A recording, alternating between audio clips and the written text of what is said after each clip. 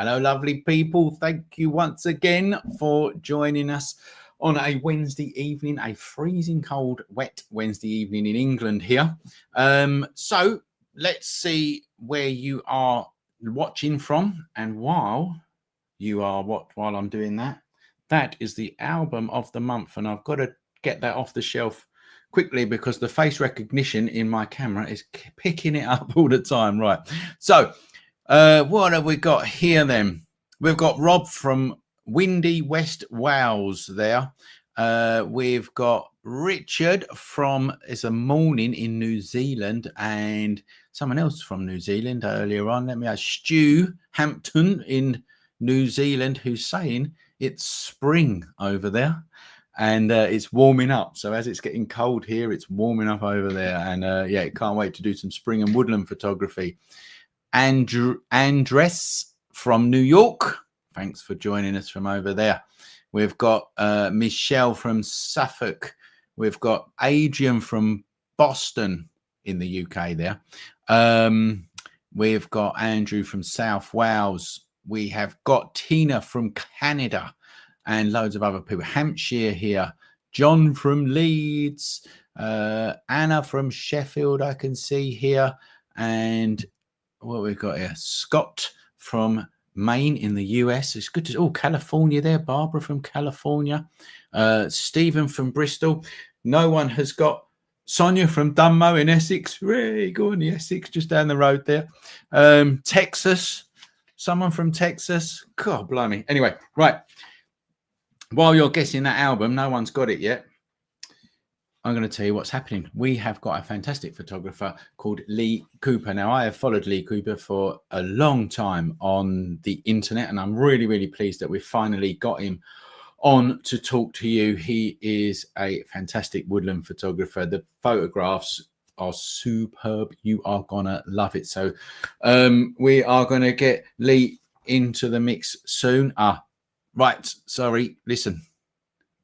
I can't just take Culture Club. You are 50% right. Hey, there we go.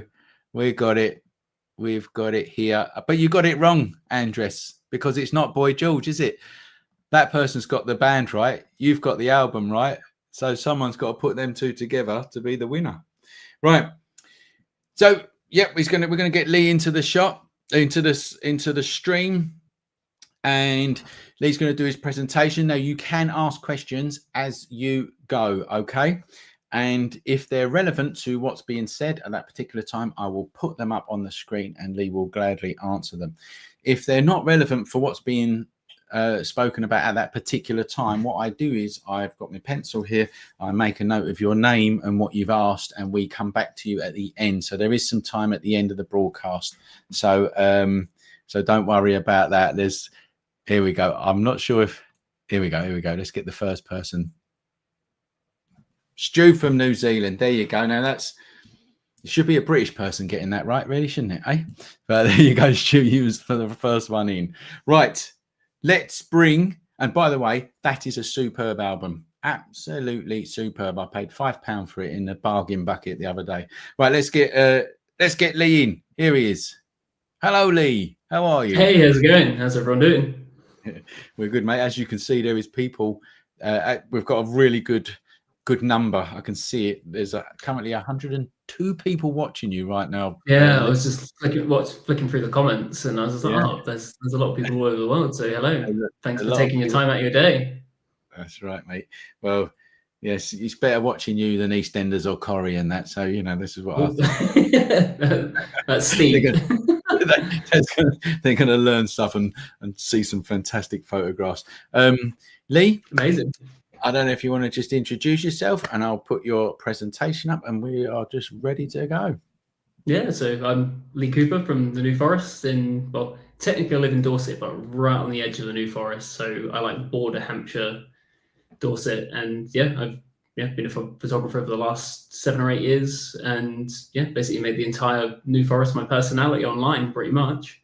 Yeah, it's a Which, fantastic. I mean, with forests like that at your doorstep, like, you just can't be off photographing stuff like that. Oh, that's right. And there you go. Your presentation, is that in the New Forest? That one's not, is it? I don't think. That is not. I actually only took that photo on Saturday because I was down in Woodlands Wood on the promise of like a really, really foggy day. And there's a gentleman in this chat actually called Neil Harrison, and he was actually with me. And yeah, there he is. I can see him. There he is. He's just said hello to you. Oh, wait. He's a good guy, good photographer too. Okay, brilliant. And he took that picture, did he? No, I took it myself, actually. I was just waiting for the conditions. You'll see in a bit, I've got a photo of it, but I was basically waiting for that tunnel of light to fill with fog. And while I was waiting, I was just like, I think there's a good opportunity for a nice profile picture. Yeah. And that is on the path, by the way, by the Westminster Wood, because you're not really meant to walk into it. So this is just around the edge of the woodland, being very mindful. Yes, yeah. Well, Lee, it's over to you for your presentation, and nice. Looking forward to it. Nice. Well, yeah, obviously, this is me. I'm Lee Cooper. This is down in Westminster Wood, and it was a nice day. So I'll move over to where I usually shoot and what I shoot with. It's obviously in the New Forest. I work heavily with Sony equipment, like mainly around the 24-105. Like Sony do I've done a talk with them, and most of my talk was pretty much around the 24-105. Like it's my most used woodland lens, 100%. Yeah. And that's actually the 24-70 there. But yeah, the 24-105 is definitely what I use the most. And then I kind of got most of my stuff around like shooting reels and things like that. You've probably seen some of them. I film the back of my camera quite a lot. I've been quite known for doing that one.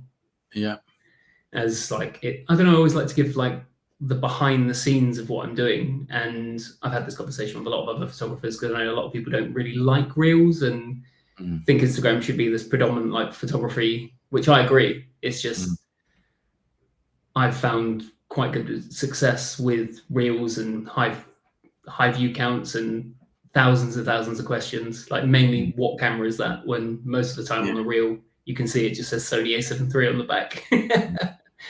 But I find it's like, going back to the reels thing, it's like it's nice that I get like a little pause when I do a reel. Like it takes me out of the photography element into like the scene a little bit more. I'll do like a 10-15 second video, which I can use obviously for my own content and personal use. And then I find it kind of like resets the scene for me. Then I'll come back, look at the image and see if I want to exclude anything, see if I want to put back in it. I use them as like little mental pauses, which I've always found work quite well with me. And like I said, it just so happens that a lot of people like to see like what you're doing in the field. I feel like it gives that extra layer. Yeah, well, people buy into the personality as well as the photos, don't they? I think, especially online.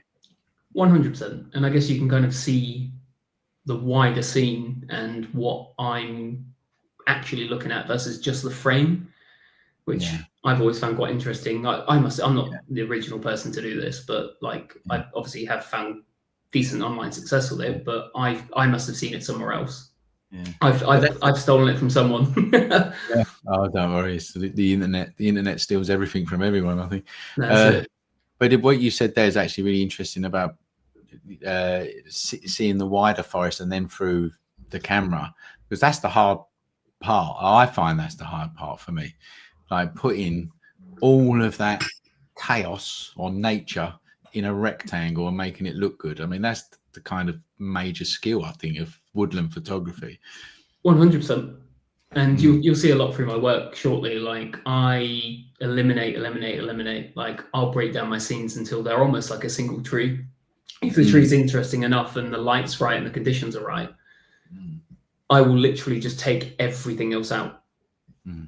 And when I first started learning, like you do the classic thing, you run in with like a wide-ish kind of lens and you just go, there's the whole scene. And I've got so many thousands of photos on my hard drive that I look back through and kind of just like, God, was that me who took those? So if you do struggle with woodlands, and like it's not it is an easy thing to shoot once you know what you're looking for, but to get started, it is chaos. And that's the key to it, knowing what to look for, because there's just so much in front of you, isn't it? It's about how do you focus on a certain thing when you've got like a million trees, a million branches and leaves, and that's it. And there's almost like unlimited compositions, really, like in the forest. And that, I think that's part of the pull for me too, is the fact that I could probably go out there and find something that not a lot of other people could get to, because you need to know the locations, and B, like piece stuff together. There are some obvious ones in the New Forest which I do shoot and love. But yeah, I just love going out and trying to find those kind of unique compositions. Unless you get to Wistman's Wood, and there's a fine gentleman named Neil Burnell that's probably covered 99% of that place. Yeah, I'll bring up the first image if you're ready. Go. Yeah, you it's over to you, Lee. You're free to do what you want. You just bring up. Let's do it. Just go for it. Yeah. So yeah, prime example. Like this scene is part of like a much wider scene. Like there's the whole top of that tree. It looks like a bit of broccoli. Like there's bits to the left, there's bits to the right. And if I'm going out shooting, like I'm looking for directional light, something coming at the face of it or to the side, and I almost like backlight a lot of my shots too, especially when the mist is like this. Like I'm looking for interest in the background that's not just the main subject, but also being wary of the light and focal length. Like this is probably around like 45 mil or something like that, because I find if you shoot too long and it's foggy, you end up introducing the fog between you and the subject, and it just becomes a nightmare to edit. Like honestly, this is barely even touched other than some like color work and a little bit of contrast. I've obviously added blue tones into the highlights here, but it's estimated to be around 400 or 500 years old, this tree. I think I've spoken to a gentleman. I work quite closely with the New Forest National Park as well. Yeah. And they've got a wealth of knowledge. There's a gentleman there, his name's Nick, and he's got one of the coolest job titles I've ever heard. He's head of veteran trees. Right. Okay. Yeah. How do you even get to that state? So yeah, it's always a nice one. And just hunting things like this throughout the New Forest, like, is kind of what I did during COVID. So COVID hit. Like a little backstory on me and photography. Like I actually got into it quite late in the game, I guess. Like end of 2018 is when I first got a camera. And we were obviously chatting before this, and yeah, like I worked in marketing at the time and just worked in a marine-based job in marketing, but spent all my time in the woods. It was it was a really weird like juxtaposition. And I just always would be at work looking at the sea thinking, I need to get back to the forest. It's part and parcel. I obviously got into it.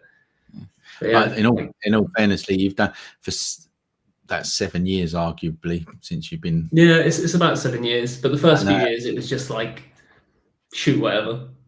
Yeah, that's right. But you've done remarkably well in that short period of time, and it's because of it's because the photos they're so stunning. And when you do photography, you know how hard it is in the forest. Well, I do, and I know that there's people watching do, and that's probably why, because with the internet, cream floats to the top, doesn't it? I think that's basically what happens.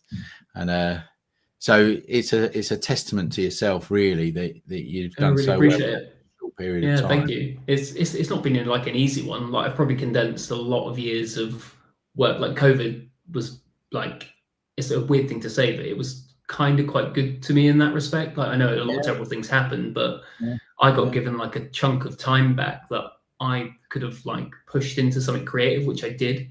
I was quite privy to that in the beginning. I was just like, well, I've got this massive chunk of time. I got furloughed for like basically the best part of a year.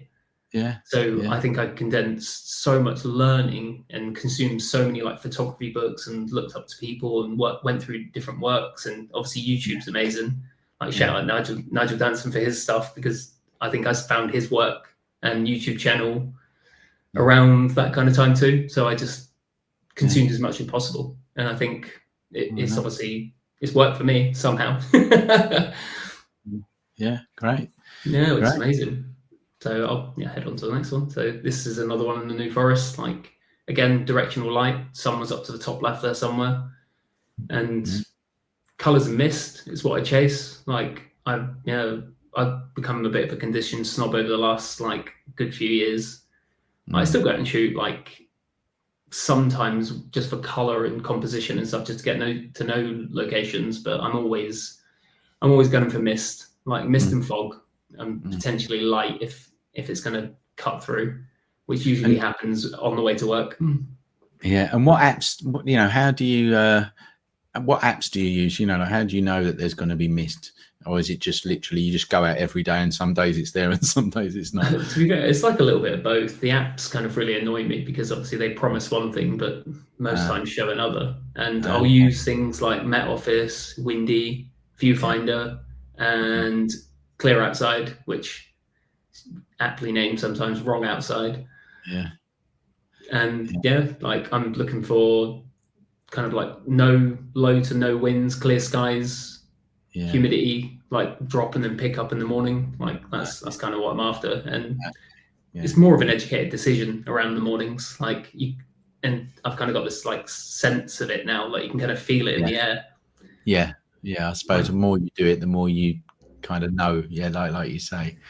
That's it. And one of my there's no rhyme or rhythm behind it, but if I look at the moon and it's hazy, I just instantly think it's going to be foggy the next day. There's probably some science behind it, or I've conditioned myself to just notice that the moon's hazy and it's foggy the next day. And that's actually true, is it, or is it just like? I have no idea. It's true to me. Yeah, it works. It works. It's kind of like maybe it's superstition or something. But every time I look up at the moon and I can barely see like the kind of the ripples in it, I'm like, it's going to be foggy tomorrow. I'm going. Yeah. All right, cool. Oh, we've got a question there. I got a question here from Lorraine. Do you stick to the tracks or go off the beaten track? Oh no, I'm like a Springer Spaniel. I'm all over the show, like especially around woodlands. Like some of the better shots, you kind of need to get off the beaten tracks and kind of get into the woodlands. Like for instance, this scene here, like I'm probably perched on the side of a hill. This is over a place quite close to me, like on the edge of the New Forest, where it's kind of like all silver birches and nice color, which none of this is left at the moment. But I 100% get off the beaten track. There are some places like Savanac Forest and things that you can kind of go and walk a loop and find all the veteran trees, but always get off the beaten track. I see another question here as well. Did Simon Baxter inspire you? I found his work in the first instance. He's obviously quite a well-known woodland photographer and YouTuber. His work's amazing too. Good. There's another one. Oh, nice to see a Sony woodland photographer. That's me. That's a Sony fan. Nice. Get on to another one. This one, I really love this scene. Again, I've shot backlit, frosty hoarfrost, and if you go like the moss on the top of the tree is kind of what attracted me to this. So I've shot this. I believe I did check the settings. It's around about 60 mil. Yeah. And it's all about the light on the moss for me. The hoarfrost is kind of like supporting that, and then the backlight. Took a few tries to get this one right. I tried to shoot it in portrait, but if you see this like on a Lightroom app and pull it up, you can see all the frost across the top of the branches. It's lovely. There's fog, natural fog in the background, I would imagine. Yeah, so this was around January. So it's just like, when you get that nice cold, crisp morning when you've got the mist floating around in the air. And do you do much like in Lightroom? Do you do much, or is it pretty much? Honest, a lot of my editors are quite light. Like I will push some sometimes, but for the most part, I do try and work with the conditions. Yeah. Like it's probably why I don't share as much work as I probably should, because I know what things will look like when you get the conditions.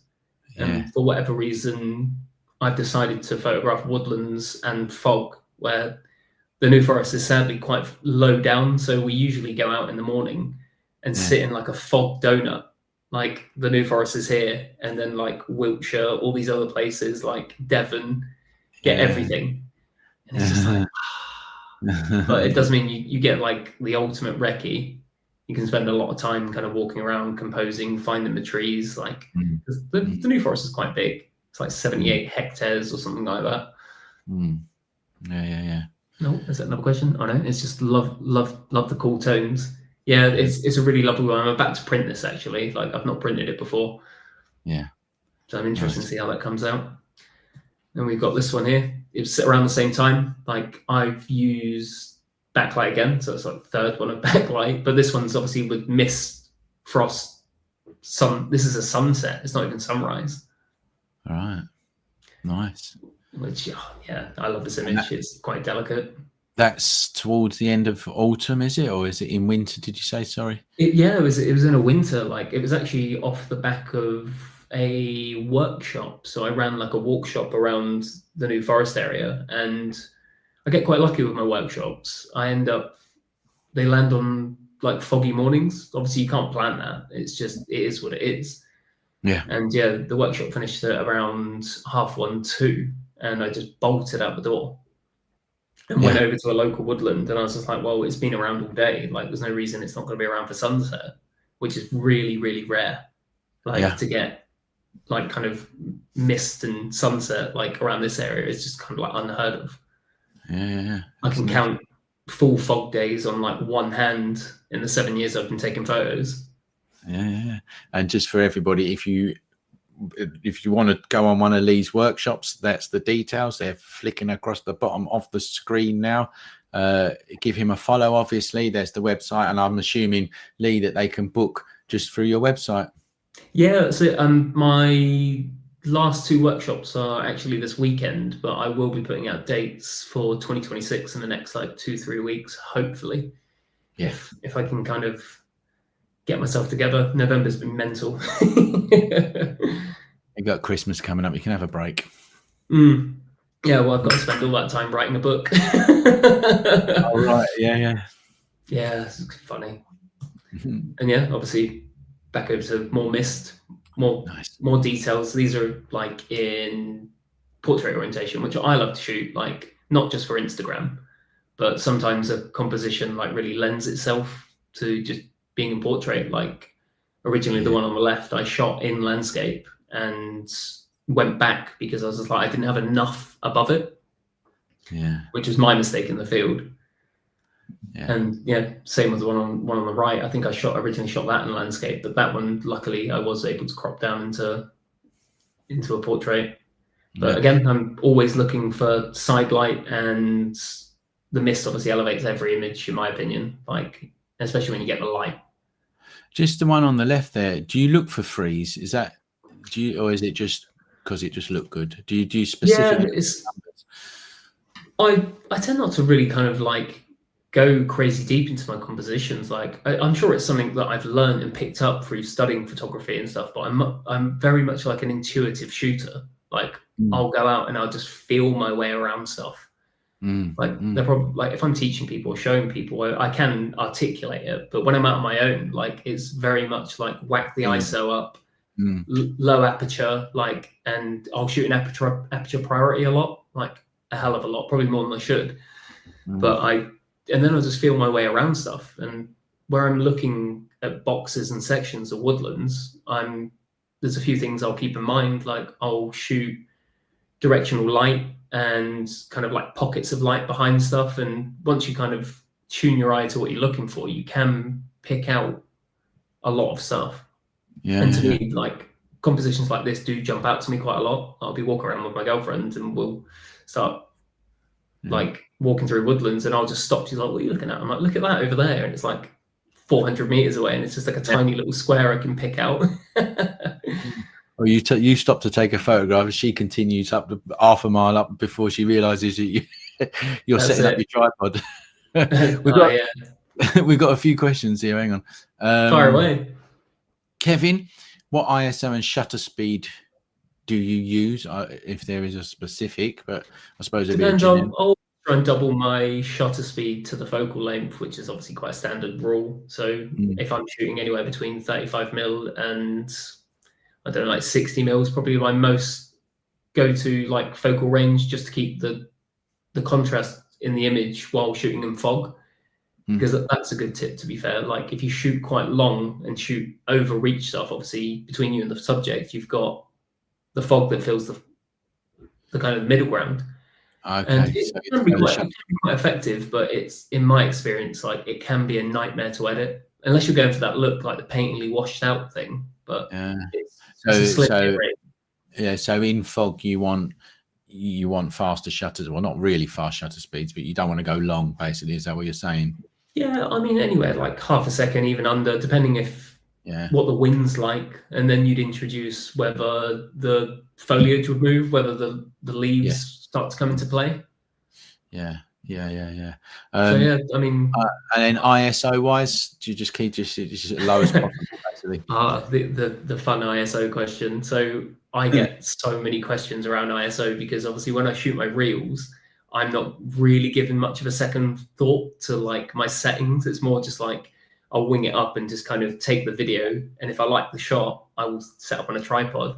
And it's quite a contentious kind of. I was actually going to ask you that question, to be totally honest with you, because I thought that myself when I see your reels and the camera goes up, and I did think to myself, oh, you must then set it up afterwards, or I'll readjust. But I've almost found like this foolproof way of almost like rage baiting people into commenting. Well, that's a good technique because it just ups the engagement.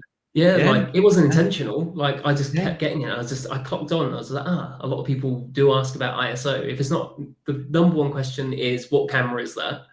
Yeah. And then second question is always, why are you using such ISO? Oh, high ISO. Like it's broad daylight. So yeah, I've kind of hacked the system on that one.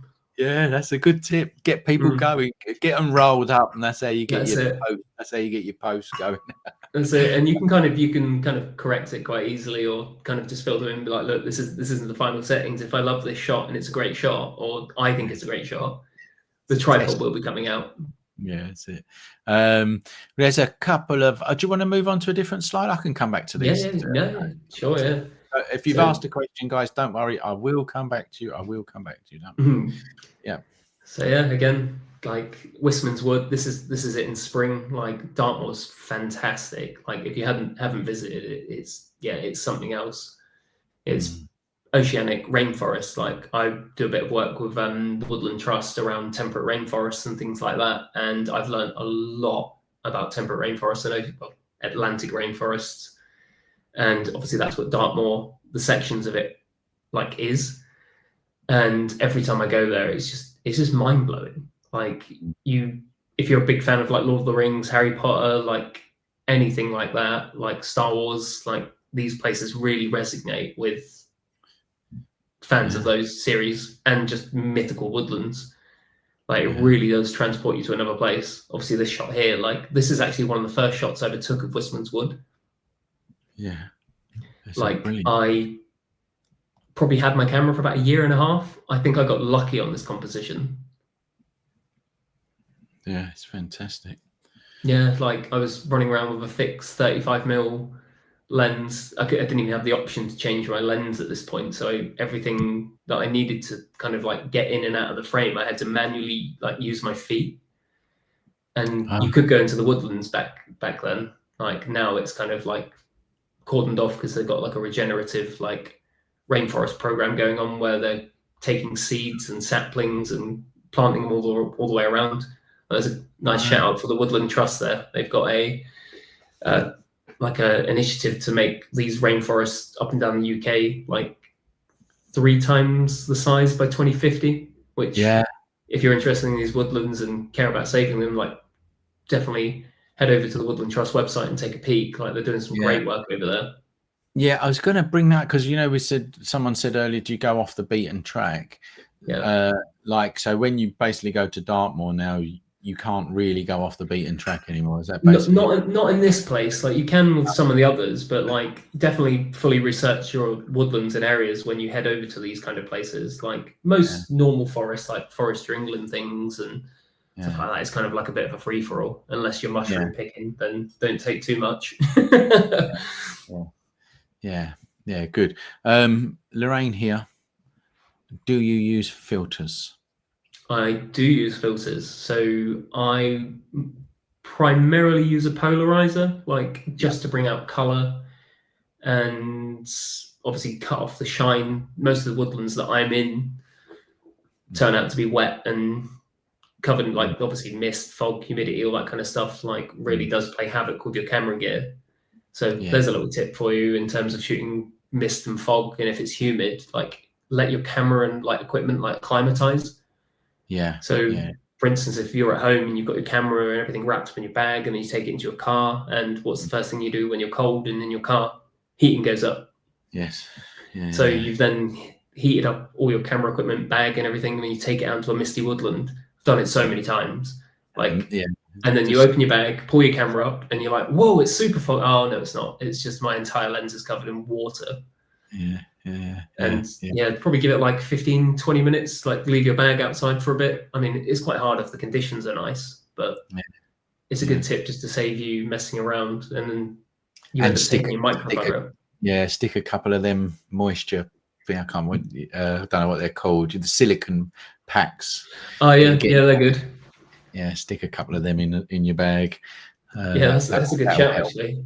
I usually just go rough and ready, and then I give this advice, but I still make the same mistake. You just can't help it. Go, let's get the camera. Well, when the conditions are nice, like I said, it's so rare around here. Like you just got to make the most of it. And the amount of times I've got up in the morning and just looked out the window, like blurry-eyed, and just gone, oh, it's misty. Just grab everything and just go. No coffee, no food, barely even awake. That's good. Was that another question? Well, we've just answered that one there. We've just answered that one. And then Brian's just, there is somewhere that a pine plantation has been farmed and now a regeneration project. It's about your regeneration. It's a really important thing at the moment. Like there's a lot of light being shed on it, which I'm helping with too. To whatever degree I can, and it's an important one because these forests are like insane to be in. Like, well, they are, and it's like we were saying, the ancient forest, isn't it? It's that they take hundreds and 500 years to actually centuries create. Absolutely, they take centuries to regenerate. So it's just letting them be, letting them expand, you know. Just let them breathe for a bit. Like footfall's great. You can walk around the outside and you can still get great shots. Like a lot of the shots from Wistman's Wood are amazing, but you can shoot them from the outside, like looking in. There's not a massive need to go into the woodland. Here's a question here before we go on to this picture.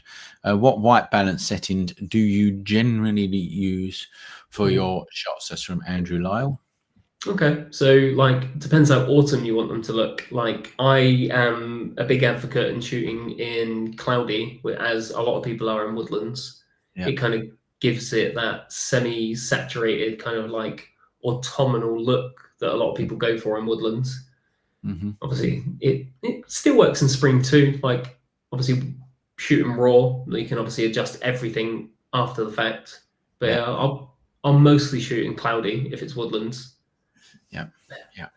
Which is why a lot of my Instagram reels look super saturated. And or shades that goes even cloudy or shade will go even more warmer, wouldn't it? You know. Yeah, that's it. So I definitely do favor warmer tones, even though I have obviously thrown up a couple of like frosty ones. But if you're out in the ice and mist, like I feel like cool is the way to go. Was that a question there? You clearly focus on shooting locally.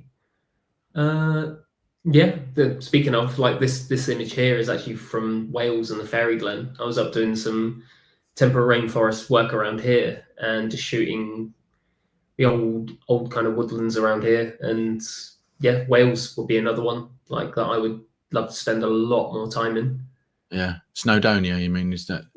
Well, what they changed it to? It's Erie. I can't. No idea how to pronounce it. There's Welsh people here, so it's not. Let them. I don't know how to say it. Please educate me. Like I was up there for about 12 days in total in my camper van. Like something I like to do a lot is I've decked out my camper van over the last like probably 2 or 3 months and slowly getting it all together, like with the aims of using it for workshops and wider photography projects. Yeah. And yeah, I slept up here taking this image for 10 days, and just like a blank canvas of a van, like every corner I would take, everything would fly everywhere. Well, Not the best way to travel around with a lot of photography equipment. No, sounds like good fun though. We've got. I'll let you go on to another picture, and then I've got a question here as well that I'll put up in a sec. Wow, look at this one. Yeah, go on. You just carry on with this picture first, I think. Yeah, sure. So this is the New Forest. I took this one this autumn. I was just doing my usual loop that I walk around looking for mist and sunlight, and there wasn't a great deal around this day, but I managed to find this slither and like compose all these trees. Like they're all quite intentional. The one behind the main tree does annoy me like a little bit, but when I shoot woodlands, like there's an air of messiness that I'm willing to accept, because it's woodlands. Like they are chaotic, and that's what kind of makes them wonderful. Yes. Do you know? Can I ask? See the tree in the foreground. It looks like you've had a bit of film flash on it, or you've like put a reflector on it. I mean, what happened there, or is it all in camera? Like it's just I've desaturated it a little bit because it gave like a blue color cast. Yeah, and it's probably because it's a silver birch and it's white. 100%. Yeah, that's why it looks like it's been kind of lit up, I suppose. But it's a white tree. Yeah, I like it. Yeah. Like it's the silver birches are one of my favorites to photograph. Like they just jump out from scenes. And if you underexpose your image by about a stop or so, like they just jump off the canvas. Like in Lightroom, they're such a dream to edit, because the bark's already done most of the work for you. Yeah. Right. So let's go to this question here from Kurt. Woodlands tend to have low light conditions. What is the f-stop you would suggest to maintain a good depth of field, yet try to maintain the lowest ISO possible and expose it properly? I'm quite a big advocate of shooting quite low apertures. Like I'll shoot f4, I'll shoot f6, f5.6. Like if there's mist and fog in the scene, rarely do I go above f8.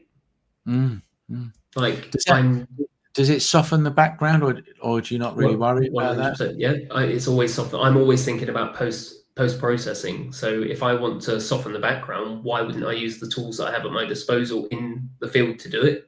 Yeah. So you like the soft background, like the blurry backgrounds, because like when it comes to woodland photography and them layers of depth, it's common that people want everything to be sharp, but what you're saying is that I will, like if I'm shooting something without much mist or fog, I'm there. I have the ability, the light's right, like I will just shoot all the way through. Just because I can, and I'll seldom do anything with those kind of images. Like it's quite rare that I'll put something up or out there that hasn't really got the conditions that I'm after. But I still do. There's a shot later on, the one you mentioned earlier, that I did shoot in no conditions, but I really love it. So it's conditions is the main thing, and it's not really about getting everything sharp from the foreground to the background. It's more about not for me personally. Like I love a soft background, and like I'm shooting in mist and fog. Like there's no amount of like aperture that's going to get that sharp. Yeah, that's right. And in terms of the ISO, I'm not afraid to crank the ISO either. Like I will shoot handheld occasionally, like up to anywhere 6400, like all day long. Yeah. Well, in Lightroom with the denoise, it's amazing. As long as you don't go mad with it, it does a fantastic job. It's phenomenal. Yeah, it is unbelievable. I'm going to change the subject, but you should try there's a new thing in there called distraction removal. It's nothing to do with woodland photography, but there's one called reflections, and I was having a play with it today, and it will blow your mind away. And but it's nothing to do.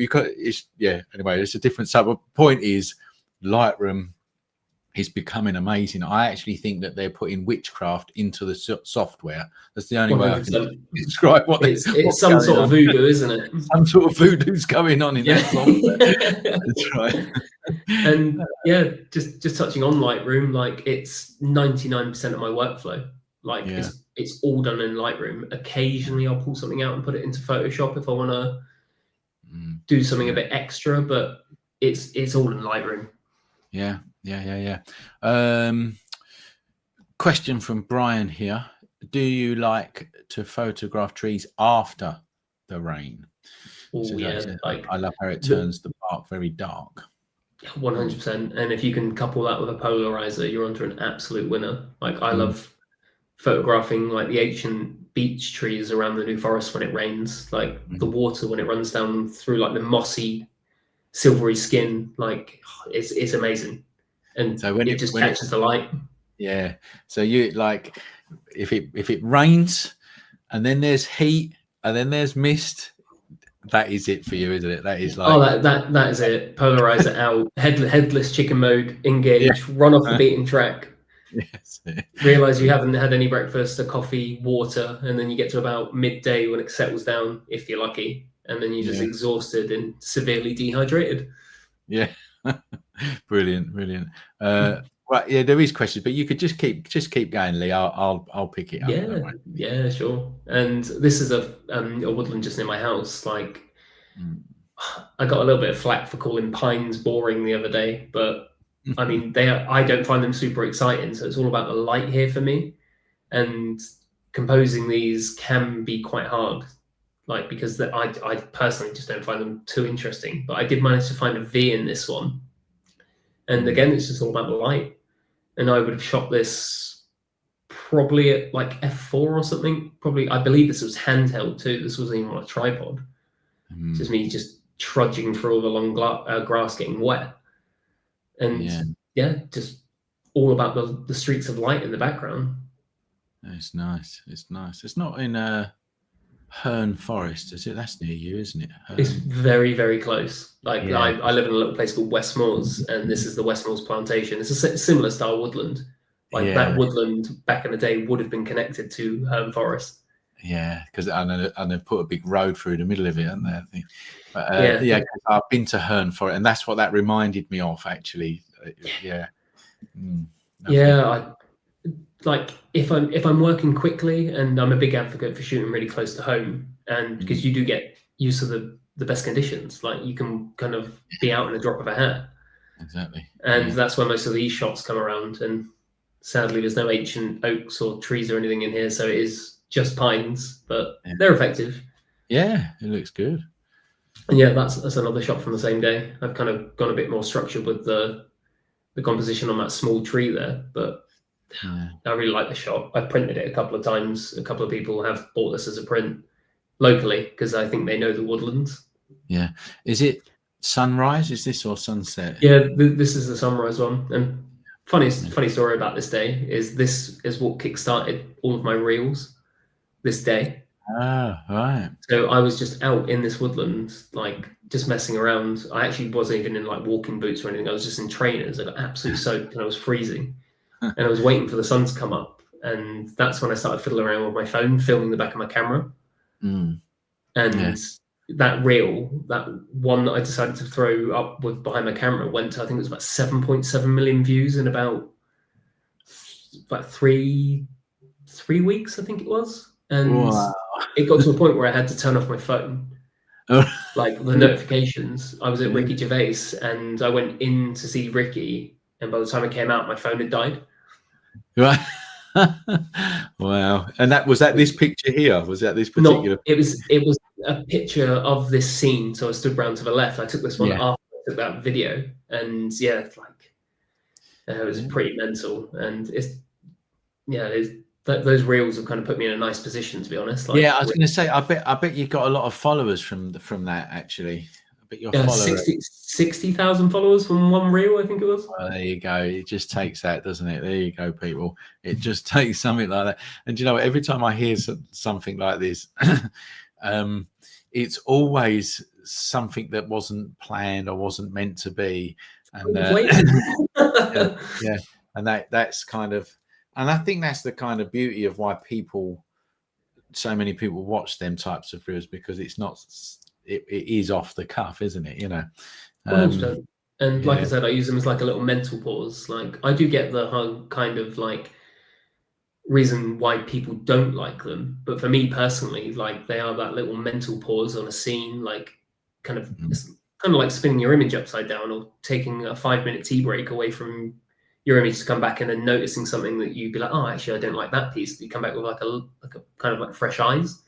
Yeah. It's brilliant. Yeah, we got a question here. This is a good question. I think it's a common one that people ask. What would you focus on? Would it be the nearest tree to you? On this particular scene, I would go for the subject. So the subject to me is that tiny little kind of pine tree, like the sapling, or it's a bit bigger than a sapling. So I've focused there. Yeah. And then I've kind of, if you can see, like, I'm not sure if you can see it on the screen, but the holly bushes and stuff around the foreground are actually a little soft. Right. Yeah. But yeah, like I knew I wanted that tree to be the subject. And in the post-processing, like the editing, I've obviously darkened the foreground, I've darkened the top right, there's a slight vignette, I've darkened down the trees, but the light's doing enough to really make that little tree pop out. Yeah, brilliant. Yeah, brilliant. So that's why I focus on that one. Oh, now we're able to hear. This is a lovely little frosty scene in the New Forest. Like, I can't wait for it to look like this, and well, maybe this week as with these cold spells. Yeah. So this one's all about texture for me. Like, I love the repeating like elements of the grass and then the frost in the background mimicking the frost on the subject. Quite a light edit, underexposed. Probably shot at f4. So was it underexposed in the field on purpose? Yeah. The background was quite light, and I wanted to maintain the dark over the background there. So if I'm out and I want it to look kind of like dark and moody, I will underexpose stuff quite a bit. Yeah. Well, just a stop, half a stop, or is there any sort of stop? I kind of play in anywhere between half a stop and a stop. Yeah. It just seems to give me that kind of final look I'm after. Yeah. Because a lot of cameras, especially if you're shooting like aperture priority and stuff like that, it balances exposure like to the point where it's looking for a technically sound image, not for the feeling I'm after. Yes, exactly. Yeah. And just so, would you have seen this before and thought that'll look good in the frost, or was it just walking around and you just went, there it is? You just off the beaten track, just kind of like milling around, like camera on a strap, tripod and everything in my background, my back, and I would just wander around and kind of see what takes my fancy. That is literally how I shoot. Yeah. Like I've obviously got the added benefit of running around the New Forest quite a lot, so I do know where certain things are. Yeah. But this one was just by chance. I was just walking around the new part of the woodland, and I was like, oh, I really like the twists and turns and like the kind of gnarled effect of the tree on this, and the black stood out a lot against the white. Yeah. I was like, against simple composition. Yeah. I got a question for you. The remove tool in Lightroom, which is bloody brilliant. Obviously now it is anyway. Well, 80% of the time it's. Do you use it at all? Like, yeah. Really, really powerful tool in Lightroom. Like, for instance, as with woodlands and most shots, you could remove to your heart's content because there's so much you could remove. But I would just take out distracting elements up in the foreground, anything that takes away from the composition. So whether that be something distracting up in the top left, top right, always watch your corners. Yeah. And just maybe just it more as like a tidying up tool. Like I wouldn't take anything major out of my photographs. It's just like if there's a discolored leaf in the bottom left that's quite distracting, or a rock that I'm not a fan of, it's out there. Oh yeah, definitely use it. It's a tool. Yeah, I do use it. Yeah. Sorry, I'm just pouring myself some more green tea. I've nearly run out. Yeah. I was doing go on. I'll let you carry on. Oh, this is nice. That's all right. Yeah, this again, severely underexposed. I've played with the colors quite heavily on this one, to be fair.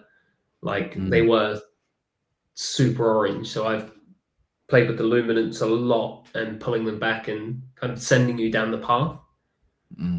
And this one probably was shot at a higher f-stop, I should imagine.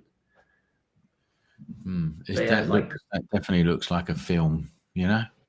Yeah, honestly, this magic scene that was just dusting of snow we got this time last year, like to the date, pretty much.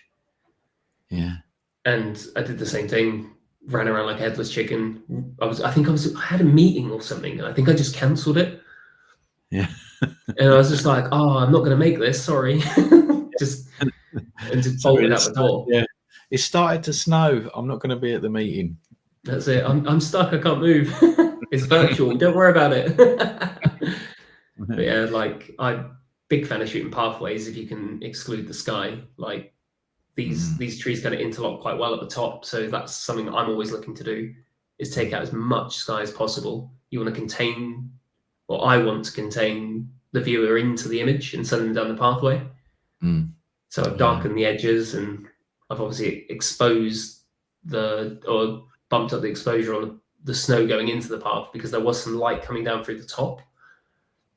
Yeah. So that's a good tip on woodland photography. Like, just take out as much of the sky as you possibly can. You don't want big white chunky elements, unless it's a creative choice, of course, where you're trying to shoot something that's like a canopy, like a stick kind of tree with no leaves. Like, it can be quite effective if you like blow them out. I've got a few from Madeira here, which I'll show you. I have done that, but luckily there's cloud, so you can do that. Oh yeah, this Savannah forest had to get creative. So again, this is one of the examples where I would include the sky, because I'm standing behind my tripod here, pulling all the branches across to try and cut the sky out. All right, yeah. But this one's more about the repeating elements of the leaves kind of taking you forwards. Yeah. I saw that on Colour's Instagram. insane. Yeah, it's wicked, and I like the way that the tree behind you, or the tree that you're underneath, is framing the tree that you're focusing on in foreground. The centerpiece above the main subject there really annoys me, but I wanted to share this shot just because I love the color and the framing. Like, it's not my usual shot whatsoever. Like, ideally, mist would be blowing out all the top of that image. So that's a great example, like, of something that I would shoot that again, but I would have, in an ideal world, the whole background would be mist, and it would take out that distracting element above the kind of like the V in that tree. Yeah. Ooh, and back onto Dartmoor. Like, this scene, I have to give a little bit of credit to a photographer called Dave Shaw here. So he took me up to this spot, and this is one of my favorite images I've taken in the last couple of years. Like, on a tripod, f8, f11 somewhere. Like, I focused on the rock and the tree second in from the left, or third in from the left if you count that other one. So that's where I focused in this one. And yeah, I absolutely love it. Like, it's just coming into autumn, so all the ferns were dying off. And these are the pinnacle of woodlands for me. Like, those kind of like chaotic shapes that you can kind of piece together and make something a little easier on the eye than the whole scene. Yeah, it's a really nice picture. That's Dartmoor in the fog. Yeah, that's Dartmoor in the fog. Just like that's like your sort of the best the best it can get. This is, I would pick these style of images and conditions all day long. The kind of like interseason between end of summer and early autumn, like that dip in temperature, and then it's like warm during the day, just makes the ideal conditions for woodland photography. Yeah, for sure. Same day, like, it's just magic. I've got a couple of others here. This is one of the rare ones that I share without fog. I just love the light and the texture. I think this is the shot you were talking about the other day. This is a beautiful picture. It's absolutely lovely. So I think I've underexposed this one a little bit too and brought everything back up in post-processing. All right, yeah. So it has got that kind of like nearly like an over-sharpened look to it, but I think it still works. I'm big on trying to share my imagery that isn't optimal conditions. Like, I'm trying to get a bit better at not just trying to share the creme de la creme, like things that I really enjoy that I just wouldn't share. Yeah, I mean, that's the thing. Yeah. I mean, I think I spoke to loads of photographers, Lee, that say exactly what you're saying. Actually, they just want to share the creme de la creme and this, that, and the other. But I think you can be really critical of your own work, can't you? You can be too critical of your own work, and fully agree. Yeah, maybe just get it out there. Yeah, and it's a weird one because like you are constantly like you're always, like you said, judging yourself, and you're like, oh, I don't like that because I took it, and like my standards are like obviously up here for myself and what I think is a nice image, and then like I'll share stuff like, for instance, the one I put up today. So many comments on it, just being like, "Oh, this is amazing." I'm like, I wasn't even sure if I was going to post this. I wasn't even sure if like I liked it. I saw it. I thought it was a brilliant. But it's coming up, isn't it? You're going to show it? Yeah. I think it's the next one. Yeah, it's here. It's this one on the right. There we go. It's the one on the right. I thought it was a great picture. I saw that today. But it just goes to show, like, you're like, not your own opinion's wrong, but like other people view things differently to you. And I think I've pressed the shutter on this. I've done the editing. I've put myself through the motions. I was there. Where like, it's a mad one. But I really like it now. So I'm just like, okay, now I've got to go back to the fog. Yeah, you can't go back when it's foggy. Yeah, so, but yeah, that's a proper like Lord of the Rings style shot, like Fangorn Forest. That's lovely. And the one on the left, quite severely underexposed as well, just to kind of keep it all together. Yeah, nice. Oh, this one's all about the lichen. Rare pano from me. Oh, it's a pano, is it? Was it like what is it, like 3 portrait pictures? Yeah, I think it's about 4 or 5. So I was just again sat waiting around for the conditions and just started experimenting. I was like, oh, actually, I quite like this scene. The lichen's really lovely. The light's catching it right. Yeah. And I basically just set up on my tripod. I've cut a lot of this out, like the top. Obviously, I've cropped it down to quite heavily, to be fair. And just focus on the lichen and away you go. Like, I think. So why did you, like, just out of interest, why did you do like a 4-shot pano rather than a wide angle? I just wanted to keep the compression. Like, I shot it at about 60 mil because I couldn't get into the woodland. So I wanted to be respectful of like all the moss and that kind of stuff. So I shot it quite long because obviously I didn't have much condition. So I wasn't worried about getting anything in between me and the subject. And I cropped into enough where I realized that's the kind of subject I wanted, and then just fired off 4 or 5 shots. And then once I stitched them all together in Lightroom, I just got the crop tool out, unlocked it, and then just put it to where I felt like it felt balanced.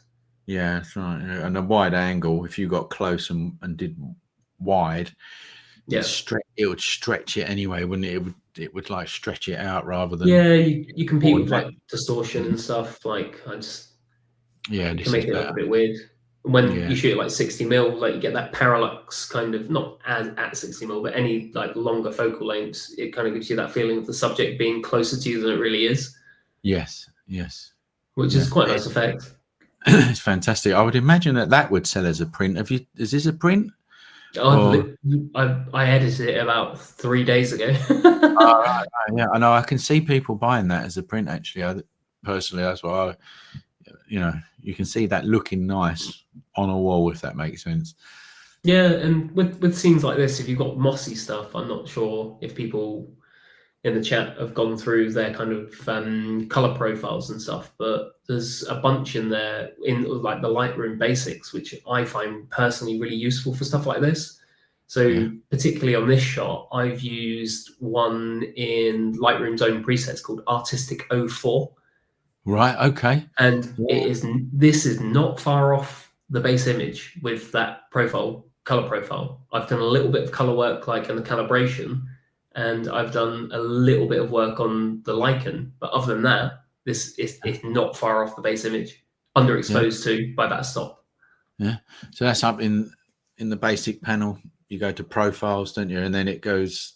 That's it. What was one? Did you say it was again? Sorry. Artistic 04. Yeah. The artistic lot. Yeah, that's right. You go. There's loads in there. Yeah. It's fantastic. I mean, actually, we've got a question here that's you may well have just answered, as a matter of fact. Did you desaturate the lichen? Yeah, a little bit. It was quite like a garish kind of green on the color profile, so I have dropped it down a bit just to kind of give it that kind of like drapey kind of look to it. Otherwise, it just did look like green splodges. Yeah. And then But it's mainly Sony. to do with the light. The light's caught all the way across that lichen where it's out on the pathway, because you can see the lichen in the back, like it's really dark because it's sheltered by the rest of the woodland. Yeah, so yeah, and the Sony cameras, they really do deal. They've got lots of latitude, don't they? I mean, they really are good at this kind of stuff. Low light, they're phenomenal. Like obviously shooting into dark woodlands. Yeah, so can't remember what the ISO was. It probably wasn't crazy because I'd have been on a tripod, so I'm not trying to rage bait anybody into a video. So, have you always been Sony, or have you swapped them out over the years? No, I always been Sony. My first camera was a Sony RX1R fixed lens, 24 megapixel. Like the battery would last about 2 seconds. 200-300 shots. Every time I'd take a shot, would take off a percentage of the battery. Yeah.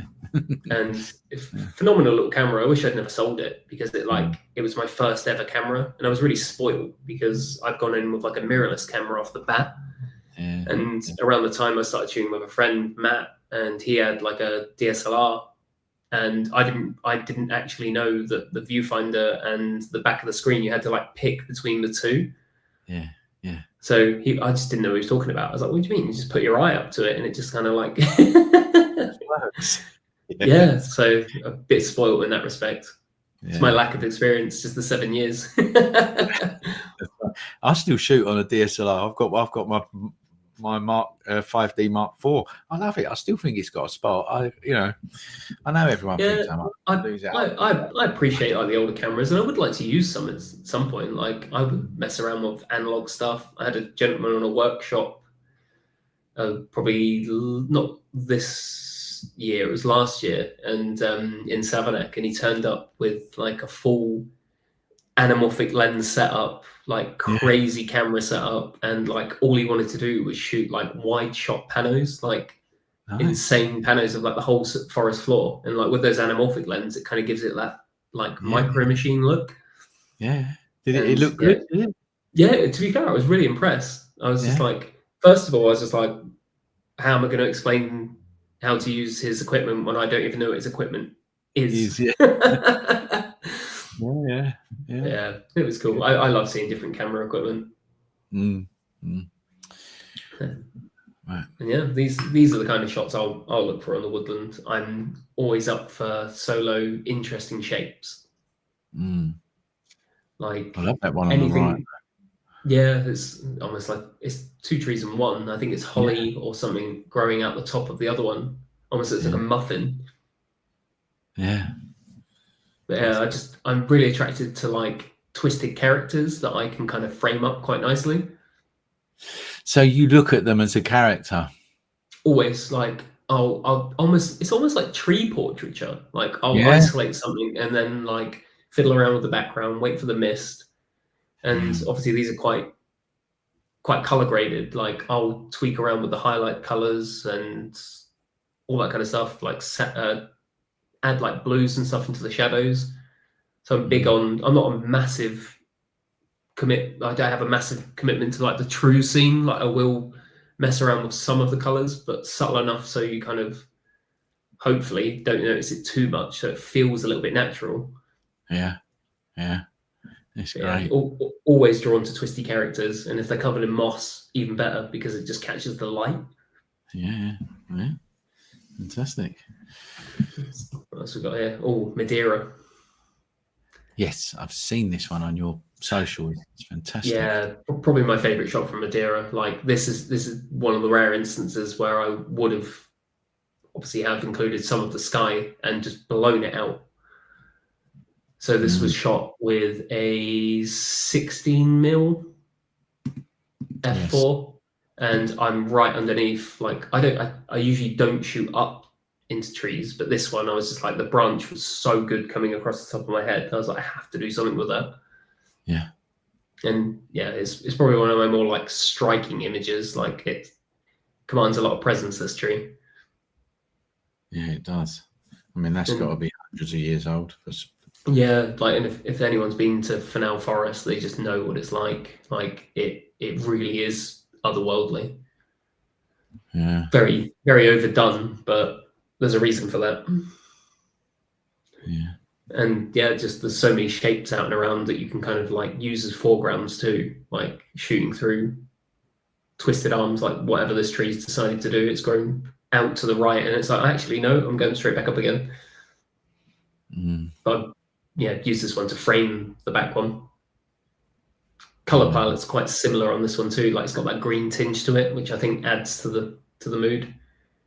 That's right. Yeah, even the fog's got a green tinge to it as well, isn't it? Yeah, and that's very, very much intentional. Like, I just wanted to give it some color. Like, I mean, it did have that tinge to it when the mist and cloud came through anyway, but I've just accentuated it quite a bit.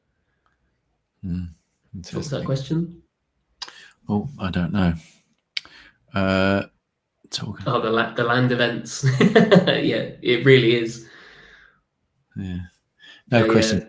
I have wrote a couple down that we'll come to at the end. This is that tree the other side. Like, I've shot it down the hill this time. Like, you can't really tell from this image, but this whole hill is like on like a 40-degree angle. Like, if you get some wrong footing here, you're definitely down. You're going down. Yeah, you're rolling. Yeah. But again, I'm just trying to capture the characters of the trees. Like, to me, I can see things in them that like are almost like creature-like. Well, yeah, that one. I mean, we keep talking about Lord of the Rings, but there's a scene in there where the trees come to life and start walking. Yeah, that one on the right. That's what it looks like. You know, absolutely. And that's I'm just always trying to get, like, I guess, the tree's best light across. Like, I am thinking of it as a portrait. Like, I've got no experience in portrait photography whatsoever, but I have watched a fair few things on color grading with portrait photographers, so I must have picked up something somewhere. I mean, the one on the left, that one on the left is exactly what you were just describing about color grading. It's really not. Again, I can see that as a print. Does that sell? I mean, I don't know. I haven't even got it up. I really need to do some work on my print side of things. Like, I get asked on Instagram quite a lot for bits, and oddly, all my stuff goes to the States. Yeah, I've heard that actually. We were talking about Jack. It's the same with him. He sells a lot of prints out there, but I think it's because, you know, it's that English woodland, which we kind of take for granted a little bit because we see it a lot. But when you're from a different country, I suppose it stands out a bit more, doesn't it? Maybe. Absolutely. Like, I had a lovely lady on one of my workshops a couple of weeks ago. She'd come across from New Zealand, not just for the workshop. That'd be amazing. But she was just over here visiting family, I think, and she just booked on. And yeah, she was kind of losing her mind at some of the woodland that I took her to around the New Forest. And yeah, she was like, "Oh my god, a squirrel!" I was just like, "What?" I was like, "That's amazing." Ancient English woodland is, you know, it is quite unique. It's got its own sort of look to it, hasn't it? And I think, you know, and like we say, all the fantasy films pick up on it, you know, all the fantasy. Yeah, and if you've done, like, if you've watched a load of those things or read a load of the books, like, your mind does kind of run away with you. Like, I get it even now. Like, I photograph these woods a lot in the fog and the mist, and it does kind of like take over your imagination a bit. Like, you start seeing things, you're like, "Oh, that looks like it's going to get up and move," or like, I could picture like a scene from a film here. They are like movie sets. Yeah, for sure. Just love it. Can't get enough of it. It's probably because I don't get the conditions as often as I'd like, so I'm not sick of it yet. No. There we go. Yeah, like, obviously same place. I've gone wider on this one, like probably a really low f-stop too, because I wanted to kind of blur out the background. But yeah, Madeira is a fantastic place. Like, so they've kind of cordoned a lot of these off now, which is a shame. And at some point, I will put together a body of work and kind of put it out as like a Madeira project. Yeah. Like, I've got enough imagery to do it. Yeah. Oh, yeah. Or like a print series, maybe. I was over here for Sony doing some testing on their 28 70mm f2 lens. So yeah, they kind of pop me some kit. And that's not a bad gig. Did they pay for you to go out there and everything like that? Sadly not. I was actually going already, and they were like, can you get us some content for this? And I was just like, well, I'm just so happen to be going to Madeira, so I'm sure if you wing me some stuff across, I'll see what I can do. Yeah. So I ended up becoming like one of those weird people filming themselves in Madeira. Not quite to the point where I was hanging off a tree in a yellow jacket, but yeah, it's a funny one. But yeah, I work quite closely with Sony. They're really great. Yeah, good. And this is one of my favorite shots from Madeira. Like, I was there way before sunrise. And again, this isn't far off the raw. Like, it was that blue. I just light bit of kind of shadow work, played around. I think the top left was a bit of an awkward one to deal with. Like, there's a lot of like distracting elements coming in. So I think I've clone stamped out a few bits there, just to stop the like white bits flickering through and drawing your eye up to the top left. Again, characters, all about the characters, like the twists, the turns. Yeah. That's very good. Yeah. And this is the top of the woodland. Wow. And you basically sit at the top of Fennell and just wait for the clouds to hit. It's the most surreal thing. Like when you're in the forest and there's nothing, and you just sat there waiting for like a wall of cloud to basically come across the sea and just hit you. And does that happen quite a lot there? Does it? Yeah. The last time I was there, I got really lucky. Like we were there for 4 days and we had 3.5 days of full cloud the entire day. I think I took 3,500 or 4,000 images in like 24 hours. Nice.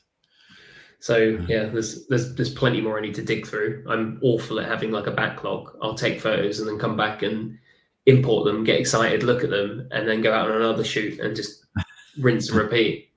Yeah. But yeah, this one's back to Dartmoor. I really love this shot. Like again, it's all about the light moss. Like composing this one, it's just characters. Like I'm looking to show it off in its best light and not make it distracting. Trying to get a clearish background as much as you can in the woodlands. Yeah, the greens are singing off that page, aren't they? Yeah, like they were borderline uncontrollable, but I was just like, you know what, I'm going to try and do something with it. Yeah, I love that shot. And it's just the moss and the stones around Dartmoor. Like it's something else. Like really, really medieval. Yeah. It's lovely. Is there a question? Oh no, it's talking. So I thought I saw a no new come through. But we I don't know how many pictures you've got left to show. Couple more. There's not many. Okay, go on. I'll leave you to carry on. I've got questions to come to at the end. I mean, if anyone has got questions, I will come to them. Just type them in. Don't forget you're about 30 seconds behind. So if you do want to ask anything.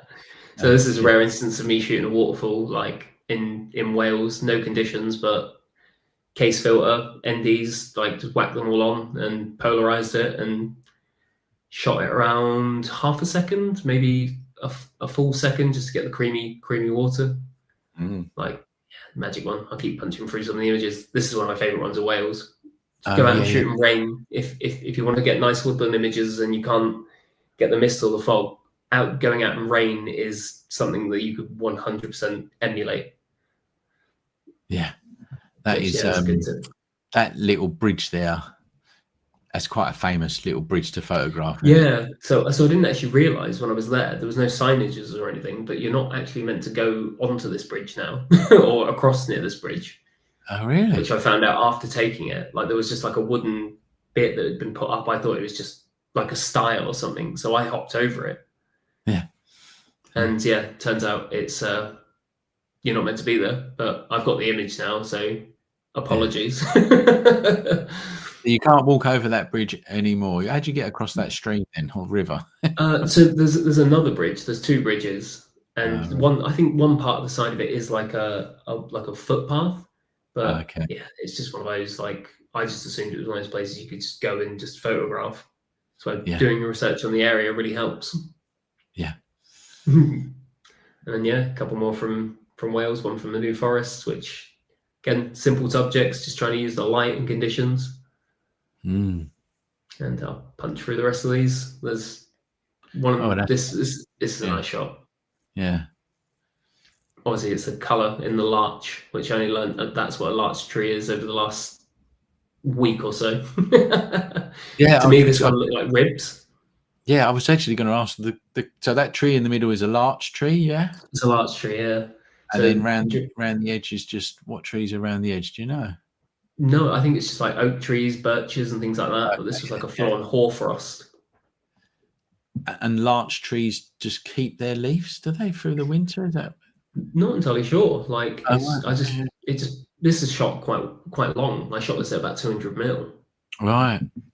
So I just took the top of the canopy, and to me it was just all about the colours and the black.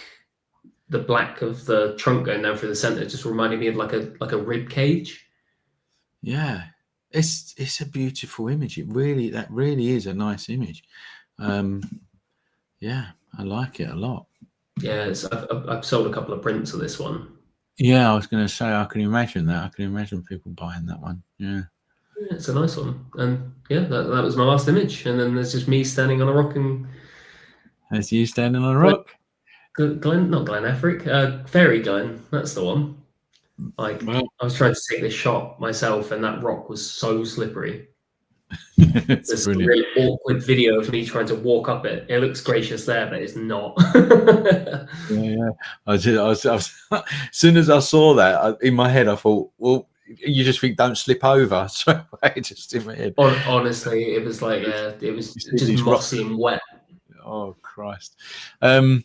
Lee, that was a fantastic talk. I really appreciate some brilliant photography there. For everybody else, you can write questions in, please. There's a 30-second delay, don't forget. So just write some pictures in. And I do have a few here. Lee, hit me. I've got to find them though. There was one from someone called Peter. And I've got to find that. I've got to find it because it was right the way up here somewhere. There it is. There it is there. I constantly struggle with blown highlights on my Canon 5D Mark III. How do you approach taking photos with challenging high contrast scenes? I would just keep I'd keep an eye on the histogram, like making sure that you're using that on your live feed or in your camera there somewhere, and just make sure the highlights aren't clipping. Like, as long as it's not way off the scale and it's somewhere in between, obviously, the histogram, and it's not too far to the right, too far to the left. Like, it's always controllable. And if you're struggling, just underexpose it by a stop or half a stop. Yeah. Yes, it's the histogram's the key there, isn't it? Get that. Oh, 100%. Get the arch in the middle, and you're pretty much all right. Well, it depends. If it's a really black scene, then you don't want that arch in the middle, do you? So, but do you have a bracket, Lee? Do you bracket shots at all? No. So I don't stack. I don't bracket. I just take the one shot, and I kind of always have. Like, I'm one of those weird, like, intuitive photographers where I, like, if it's hard or like requires quite a lengthy process, like, it just loses me. Right. Okay. Like, yeah. Like, I like to keep my workflow quite simple. Like, I'll have my own presets that I've made for, like, my woodland photography. I went through one day when I had, like, nothing going on, and I just looked at all my focal lengths I shot at, and I looked at all my favorite edits. And I made anywhere like 20 and 25 presets of, like, my favorite images. And a lot of times I'll use those as like a base edit, like, just to get the feel of what I'm after. And I still process from the raw through to the end. But if I'm feeling particularly lazy, I'll just, like, cycle through my presets and just kind of see how I want it to feel. Yeah. Well, that's good. Hopefully that's answered your question, Peter. I've got some more here. I think there's some coming through as well. Did we answer this one? I don't think we did. Oh, I think we have answered it. What depth of field have you come to prefer? in the forest. So I think we've kind of answered that, but I'll let you just recap. Yeah, like if it's mist and there's a decent amount of fog, like anywhere between like f5.6 and up to like 8, like is probably what I'm completely happy with. Yeah. And if it's a scene where there's not a great deal of mist and fog and stuff like that, I will pump it up to f11. But even then, like depending on what the scene wants, and if I want to soften, like for instance, like a forest tunnel or the back of a path, I'll happily shoot lower apertures. Yeah, and it says, do you have a focus stack? No, I was going to No. Like I probably should on some scenes. Might save me some images, but yeah, like I said, I like to keep my workflow easy, and like, there's obviously better ways to do stuff. Yeah, I've never photo stacked on a landscape or type picture, but not saying it's not the right thing. But I think like you, I just think it's a bit more natural, isn't it, when you can just try and get it in one picture. Yeah, I do bracket a lot, though. I do bracket a lot just to make sure. Yeah, because sometimes I just want to make sure. That's all, really. Just that when I get, that's all. I like to rage out after the fact once I get home and I should have bracketed that. Yeah. I think we've right. Okay, we've got that one. Oh, we answered Lorraine's one already. So I'm going to the new comments now. Have you been up to Scotland? From Brian there. Oh, I have, and I did Dumfries and Galloway's once on the way up to do like a little trip to Isle of Skye, but I've not done anywhere near as much as I'd like to. Yeah, like I am up there for a New Year's Eve kind of stay for a week, late December through to like New Year's Day, and then I'm going to take my camper van because I'm driving up, and then I'm going to go across to Glen Affric for 3 or 4 days in my van. Hopefully, I don't freeze to death.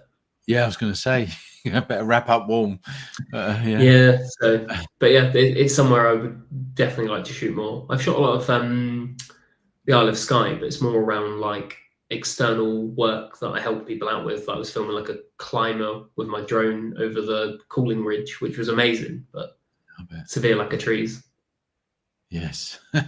Right. I think that we've answered all of the questions, but we've got a few people here saying, with Jack, with that, and your photography has inspired me to go out the weekend and get some local woodlands. Thank you. That's from Leanne. Fantastic. Brian's telling you that there is snow now up in Scotland. There you go. That should get you excited a little bit. Nice. So maybe not in your camper. Yeah, give my all-terrain tires a run for their money. Yeah.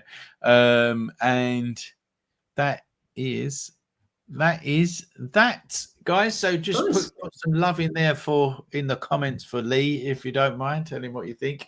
And Lee, it's been great. You're just going to stay there anyway. You stay there, and I'm going to end the stream.